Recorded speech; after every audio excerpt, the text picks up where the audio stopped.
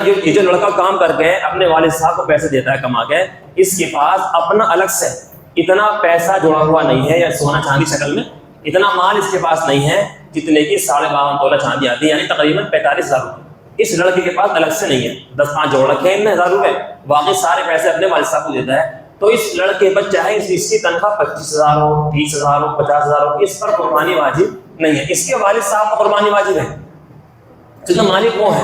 جو انسان مالک ہوگا اس پر زکوٰۃ واجب ہے۔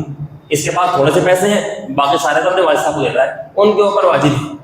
یا ایسا ہوتا ہے یہ والد صاحب بوڑھے ہو چکے، بچے بڑے ہو چکے، جوان ہو چکے، سب کام کاروبار کر رہے ہیں، اب یہ بچے اپنے پیسے اپنے پاس رکھتے ہیں، گھر پہ خرچے کو دیتے ہیں۔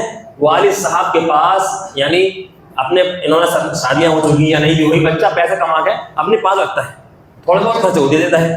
والد صاحب کے پاس اتنے پیسے نہیں ہیں جتنے پہ قربانی واجب، سمجھ گئے کتنے پہ قربانی واجب ہوتی ہے؟ سمجھ گئے اتنے پیسے والد صاحب کے پاس نہیں ہیں جس پر قربانی واجب ہوتی ہے۔ یہ تو ان کے اب کیا کرتا ہے لڑکا، خود کماتا ہے، اس نے 1 لاکھ روپے 2 لاکھ روپے یا سونا چاندی کی شکل میں اس نے جوڑ رکھا ہے پیسہ، اپنے کام کر کے تھوڑے بہت والد صاحب کو دیتا ہے۔ والد صاحب پہ قربانی واجب نہیں ہے، تیرے پر قربانی واجب ہے۔ اب کرتے کیا ہے اس کے اندر، نام کے لیے کہنے کہ یار قربانی نہیں کری، اپنے والد صاحب کی طرف سے قربانی کر رہا ہے۔ یہ ہمارے یہاں بڑی غلطی ہے، والد صاحب کی طرف سے قربانی نہیں ہوگی، قربانی والد صاحب کی طرف سے نہیں ہوگی، قربانی تیرے اوپر واجب ہے۔ تیرے والد صاحب پہ اتنا مال ہے ہی جس پر قربانی واجب ہوتی ہے، تو نے جوڑ رکھا ہے، بھلے تو ساجھ میں رہتا ہو لیکن جوڑ رکھا تو نے ہے، اس کا مالک بھی تو ہے، تو قربانی تو اپنی طرف سے کرے گا، اپنے والد صاحب کی طرف سے نہیں کرے گا۔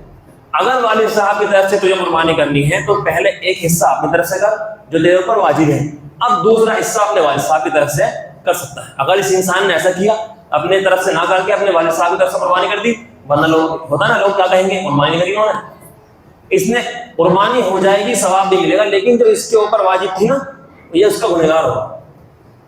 عید چلی گئی، اب معلوم ہوا ہے جتنے کا متوسط جانور آتا ہے، یعنی تقریباً عام طور سے 12-15 ہزار کا بکرا، 15 ہزار کے مان لو منیمم بکرا آ جاتا ہے، اچھا اس کے اوپر اتنے پیسے غریبوں پر صدقہ کرنا واجب ہے، سمجھ گئے؟ اگر میرے اوپر واجب ہے تو پہلے میں اپنی طرف سے کروں گا۔ ایسے لوگ کیا کرتے ہیں، مرحومین کی طرف سے قربانی کرتے ہیں، مرحومین کی طرف سے قربانی کرنا بہت اچھی بات، کر لیں، لیکن جس کے اوپر قربانی واجب ہے پہلے اس کو اپنی طرف سے کرنی پڑے گی، پھر اس کے بعد اپنے مرحومین کی طرف سے جس کی طرف سے چاہے کرنا کر سکتا ہے۔